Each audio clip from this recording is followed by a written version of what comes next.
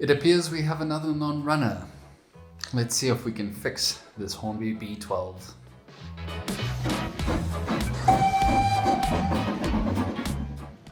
Hey guys, welcome.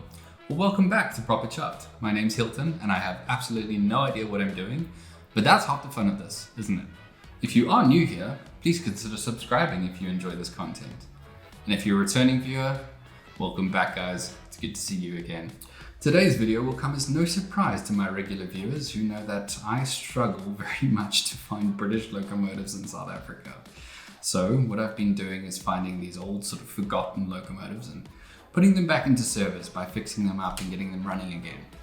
As part of my larger Scottish layout, I'm building a sort of collection of older locomotives.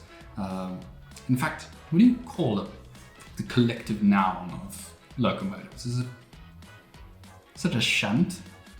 I feel like it should be a shunt of locomotives. Like a murder of crows and a shunt of locomotives. That makes sense to me, right? Makes sense to you? I hope so. Regardless, we've got a B12. She's a non-runner. Quite a stunning little loco. She's got interior cylinders, so nothing on the outside. As you can see, chassis is looking a little bit wobbly there, but she's completely unresponsive. So let's tear her down, open her up, and see what we can do. Enjoy! Alright guys, here we go. Let's take a look at this B12 and what she's made up of.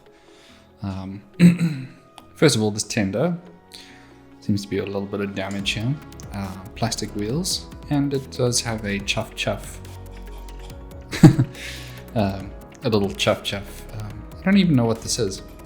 Always reminds me of kind of like a matchbox sort of thing.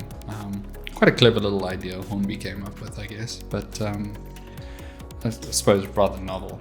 Plastic wheels, nothing particularly interesting there. But let's take a look at the loco.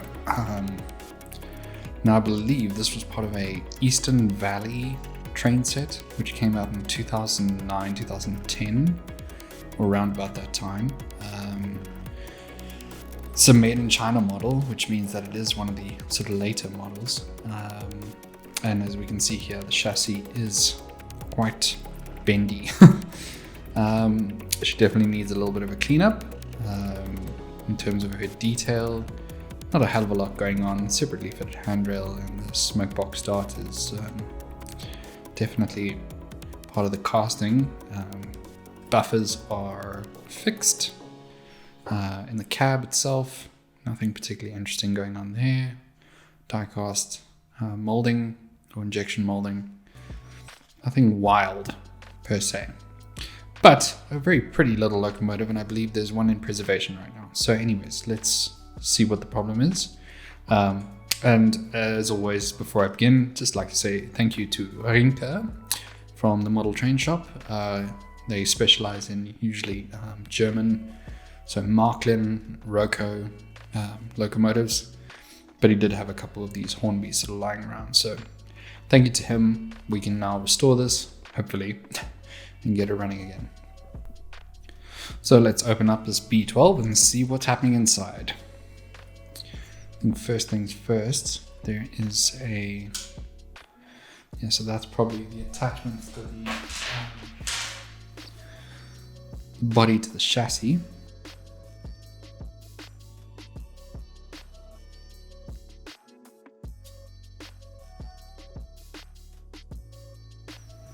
That should just come off like that. Quite a hefty little body.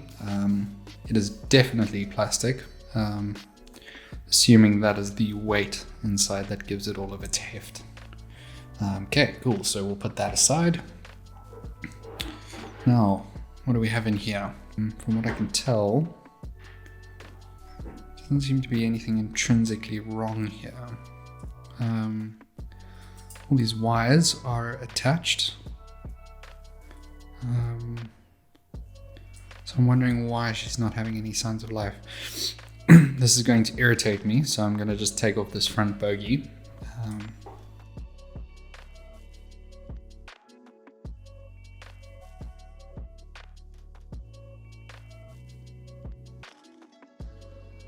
Now, I'm actually not sure what the problem is here. So I'm just going to kind of break it down and hopefully we'll find out exactly what's happening here. Next, let's take off this base plate here. Just check. I'm sure we've got our, there's our pickups just on the inside there. And each wheel actually has a pickup, it seems, which is quite nice. But let's open this up.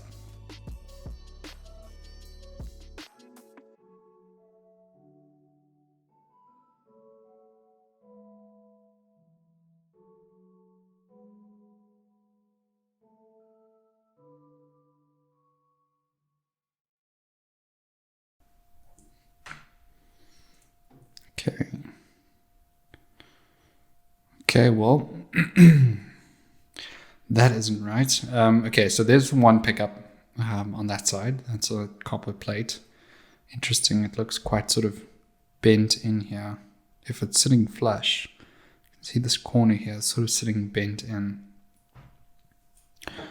But the real problem, I think, is yes, the cable, or the wire leading from the pickup plate on this side is detached. Okay, so we should just be able to split that open. And yeah, there's our problem. That attachment there has disconnected from the wire, which I'm assuming is hanging out somewhere inside here. Yeah, there it is. Okay. This one still seems to be connected, which is good. Albeit barely. So it's this one that's the problem. Oh, this is going to be difficult to solder. Okay, I think what might be best actually in this instance is to try and get these cables from the top here as close as possible to that hole in the bottom. So I'm going to actually take out the motor just so that it makes soldering a little bit easier. So I'm going to unscrew that and we should be rolling. Hopefully that is the only problem it has.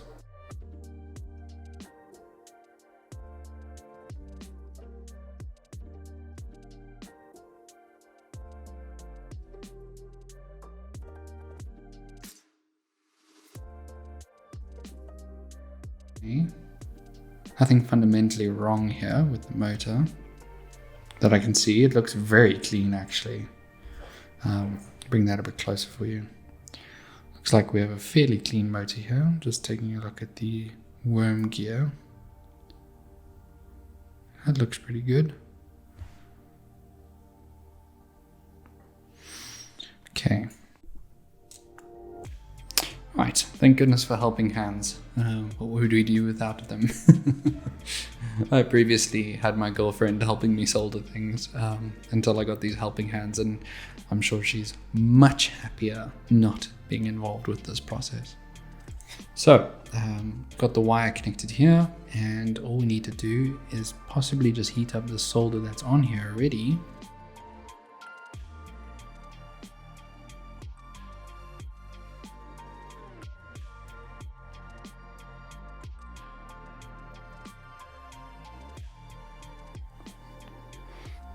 A much cleaner solder than the last one I performed. I'm happy with that. Okay, you'll see I've actually attached the other base plate here just because the connection already looked a little bit stringy on this one. So I thought I may as well solder it while I've got it all opened up together here.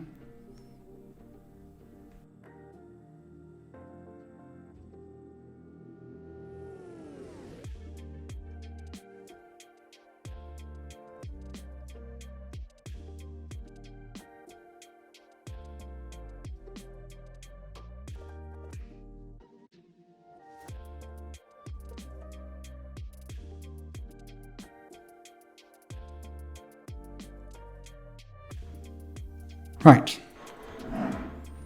that's that, both base plates soldered on, and we should be in a much better position now. Okay, both base plates now soldered on, so it's just a case of attaching everything back together. These are such fiddly pickups, really odd things, just kind of flimsy. Like, I know that they fit inside this sort of holder, but really just trying to put it all into place is quite a fiddly process. Let me get the motor in first and foremost. I think that's probably the best idea.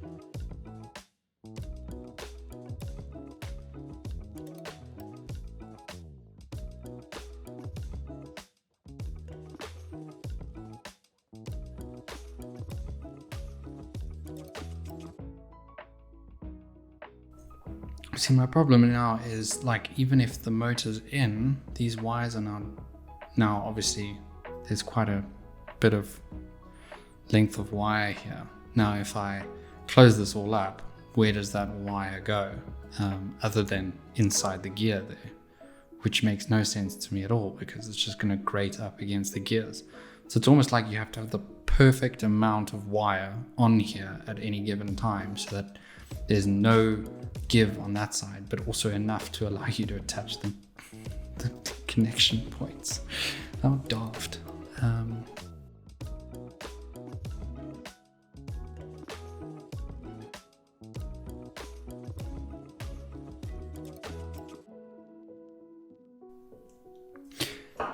Okay, what I'm going to do, maybe I'm just being really stupid about this, is I'm actually going to attach the base plates and then I'll attach the motor. It makes it a little bit more fiddly as I'm doing it, but it might just help me with this adjustable sort of length of wire as I go. So first things first, let me get the base one on.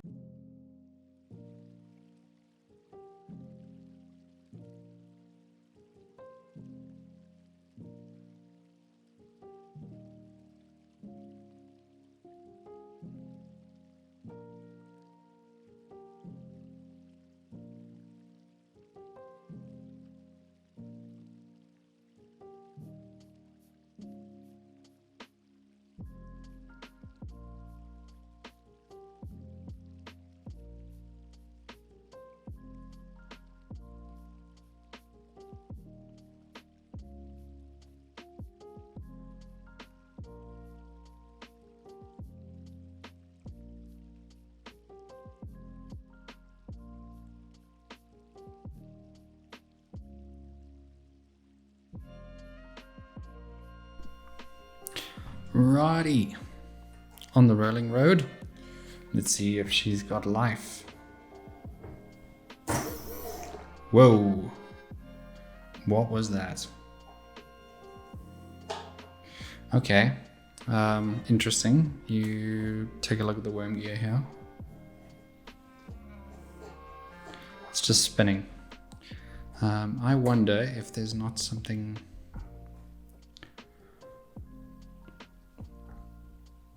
Can't be the worm gear. I mean, that looked fine. Perhaps I've tightened this too much. Is that possible?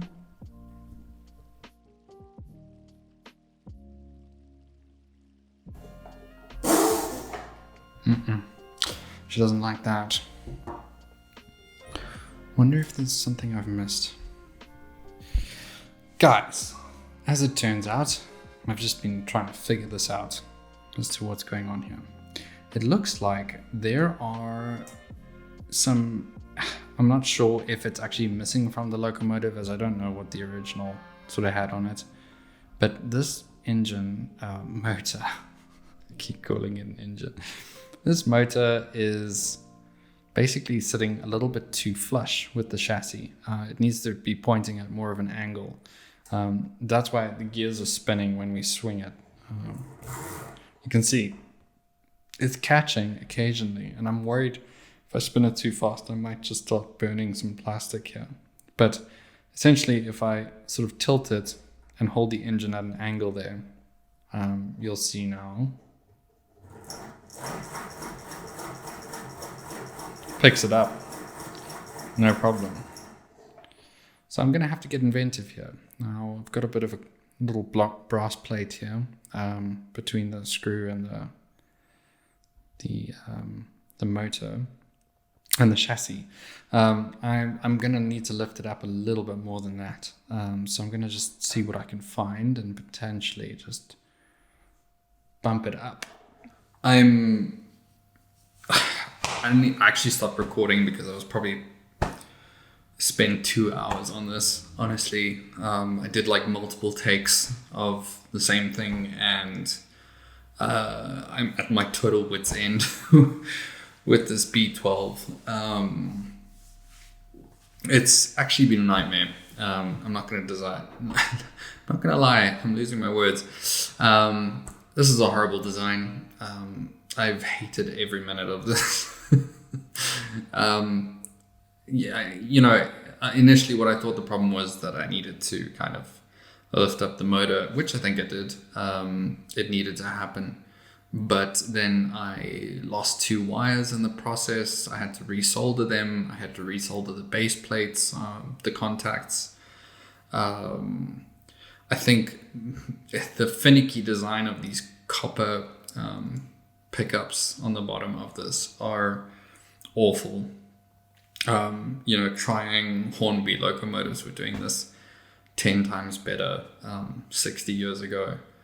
It just seems such a stupid way to get power to the motor. I don't understand why you just don't have contact points on the inside of the chassis there that lead on a very short wire directly to the motor. The fact that it picks up from the bottom with those 2 plates separated by a plastic sheet. What a nightmare. One of the copper plates was actually too far forward, so it was just catching the gear itself, which was creating a horrible grinding noise. So I had to cut that back. I don't know if you can, you can't see that. It's such a tiny piece, but it was just a small piece of the copper pickup that I had to cut off to ensure that the gear was free of anything. It's just really dumb. I think I've got it right now. I'm not gonna lie, this has taken a long time. So let's see if it works. If it doesn't, I'm gonna be done. So guys, look, she's running. I'm not mad about her condition, but this has taken me a long time. A really long time, just to get her up and running again. I mean, everything indicates she's a brand new locomotive. She's got a clean motor, by all means, but something has gone fundamentally wrong here, and I have a feeling it's to do with just the height of the motor. I don't think she crawls really. I'm actually going to put her on the track once I've cleaned up the body. The body definitely needs a clean, but I'm going to put her on the track and just see if she runs a little bit smoother than on the rolling road, and with a bit of weight on her. I think that will be the best sort of determination of where we stand with everything. For now, at least I've got her running, but yeah, like I mentioned, this has been a really frustrating experience with this loco. Hopefully we can at least get it running on the track without too much of an issue. Right, bowl of hot-ish water. Don't want to scorch the damn thing. And a little bit of dishwashing liquid inside. Does a lot to clean up a loco, but before I do that, I need to just maybe disassemble this tender.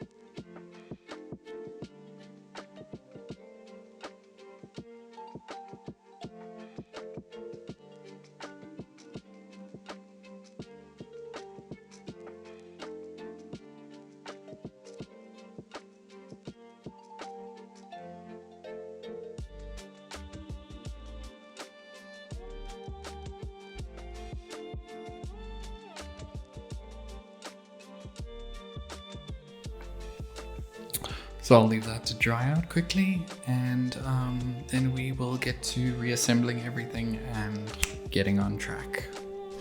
Okay, that didn't work at all. I put it on the track and it was incredibly jumpy, stuttering all the way around the track, so not happy with that at all. So I thought I'd take a look at it again, and as I was disassembling it, I managed to snap one of the wires. These wires are so flimsy. So yeah, I back to square one. In fact, I'm even in a more difficult position now because I need to resolder these wires again. So I'm actually, I've decided to give this a break for the evening. I'm officially exhausted. And what I'm going to do is actually disconnect this and resolder 2 new wires onto the whole thing. Get back to these plates and these pickups. I mean, this is just really a total mess at this point. But we persevere. I'll take a look at it again tomorrow, and hopefully we can get somewhere. Good night. Okay guys, so here's what I'm doing. I am actually going to be resoldering all the wires back to the base plates. I've got my 2 wires here, a little bit thicker than the ones used by Hornby, so hopefully that will help with any of the breakage that seems to be occurring inside the in the internals.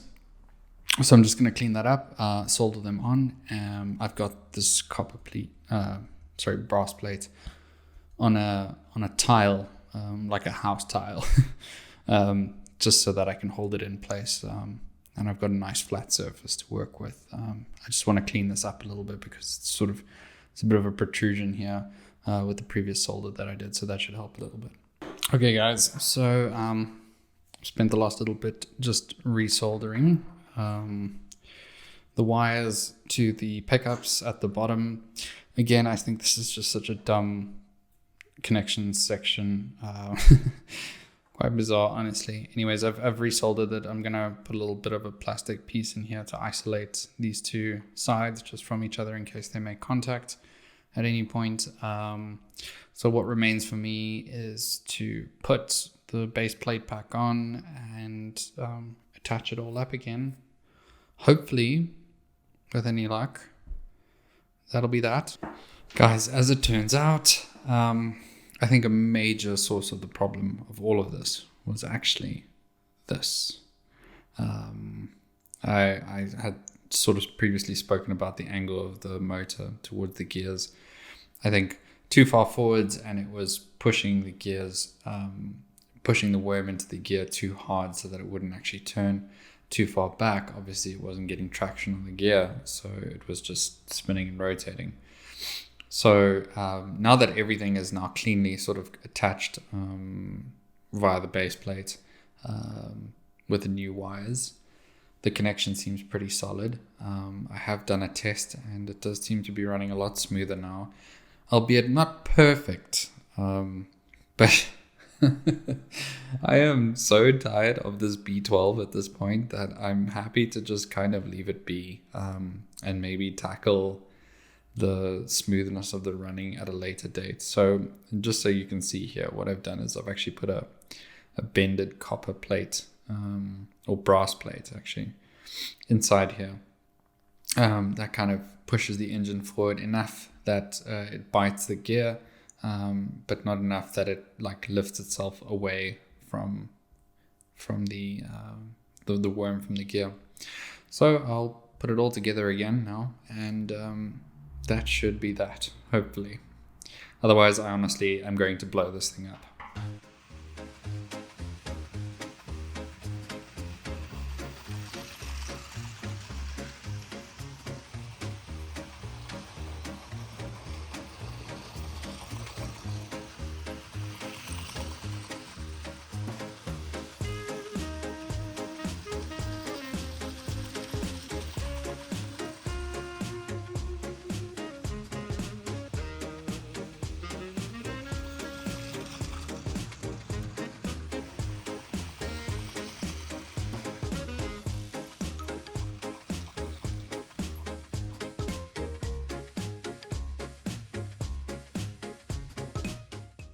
Well guys, there you have it. As you can see, the B12 is running, albeit probably not as well as I'd hoped for initially. For 13 years old, this has proven to be the most difficult locomotive I've worked with to date. And I think I know what the problem is. It's that the worm and the gear have kind of ground up against each other so many times now that it's created a bit of a flat dead zone. So the only way to really get it running nicely again would be to replace those two parts. And while they're very cheap, I think they're about £3 or so, the import fee alone, which is £50, would make that kind of pointless. And I would have to open this all up and do this all again. Now, bear in mind, this took me about 3 days. Obviously, I didn't shoot most of that footage just because it was a total waste of footage, so to speak. And you would be very bored and click off. So it's taken me 3 days, numerous hours to get through this. It's a horrible, finicky little design. I mean, locomotives that are 10, 20 years older than this did it 10 times better. So I do hope the newer stuff at least is a bit more user-friendly. Regardless, she's running. I think she'll look fantastic sitting in a siding. I like the B12. I think it's a really pretty little locomotive in many regards. I know it was the last inboard cylinder that was designed and used on the LNER, and there is one in preservation, as I mentioned earlier, which is really cool. She's pretty. She really is a very quirky little engine and quite cute in many regards. However, yeah, it's just not running as well as I wanted, but at least we got it running at the end of the day. And I guess the motto of the story is if you don't at first succeed, try again. And I guess that's just model railroading for you anyways. If you have enjoyed me sort of watching me squirm my way through this B12, drop me a like. That would be a fantastic reward for 3 days of banging my head against a plastic wall. But yeah, until I see you guys again, keep your engines fired and stay on track. And I wish you all the best, my friends. Ciao.